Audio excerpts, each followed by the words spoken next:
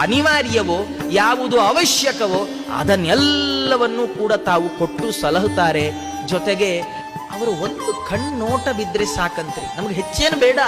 ರಾಯರ ಮುಂದೆ ನಿಂತು ನಾವೇನ್ ಕೇಳ್ಕೊಳ್ಬೇಕು? ಅಪ್ಪಣ್ಣಾಚಾರ್ಯ ನಮ್ಗೆ ಹೇಳ್ಕೊಡ್ತಾರೆ. ಅವರು ಹೇಳ್ತಾರೆ, ರಾಯರ ಮುಂದೆ ನೀವು ನಿಲ್ತೀರಲ್ಲ, ರಾಯರ ಮುಂದೆ ನಿಂತಾಗ ಅವರನ್ನು ಕೇಳಿ, ಸ್ವಾಮಿ ನಂಗೆ ಒಳ್ಳೆ ಮನೆ ಬೇಕು, ಒಳ್ಳೆ ಕೆಲಸ ಬೇಕು, ಒಳ್ಳೆ ಸಂಬಳ ಬೇಕು, ಒಳ್ಳೆ ಉದ್ಯೋಗ, ಮತ್ತೊಂದು ಬೇಕು, ಮಗದೊಂದು, ಅದೆಲ್ಲ ಕೇಳಬೇಡ್ರಿ. ಸ್ವಾಮಿ ನಿಮ್ಮ ನೋಟ ನನಗೆ ಬೇಕು, ನಿಮ್ಮ ಕಣ್ಣೋಟ ನನ್ನ ಮೇಲೆ ಬೀಳ್ಬೇಕಷ್ಟೇ ಸಾಕು. ಯಾಕಂದ್ರೆ ಇದು ಯಾವಾಗ್ಲೂ ಸಿಗೋಲ್ಲ. ನಾವು ರಾಯರನ್ನು ಯಾವಾಗ ಬೇಕಾದ್ರೂ ನೋಡ್ಬೋದು, ಆದ್ರೆ ರಾಯರು ನಮ್ಮನ್ನು ಯಾವಾಗ್ಲೂ ನೋಡಲ್ಲ. ಯಾಕೆಂದ್ರೆ ಅವರು ದೇವರನ್ನು ನೋಡ್ತಾರೆ. ಅಂತರ್ಮುಖಿಗಳಾಗಿ ಕಣ್ಣು ಮುಚ್ಚಿ ಒಳ ಮನಸ್ಸಿನಿಂದ ಭಗವಂತನನ್ನು ನೋಡ್ತಾ ಇರ್ತಾರೆ ರಾಯರು. ರಾಯರ ದೃಷ್ಟಿ ನಮ್ಮ ಮೇಲೆ ಯಾವಾಗ್ಲೂ ಬೀಳೋಲ್ಲ. ಆದರೆ ಒಮ್ಮೆ ಬಿದ್ರೆ ಏನಾಗತ್ತೆ ಗೊತ್ತಾ?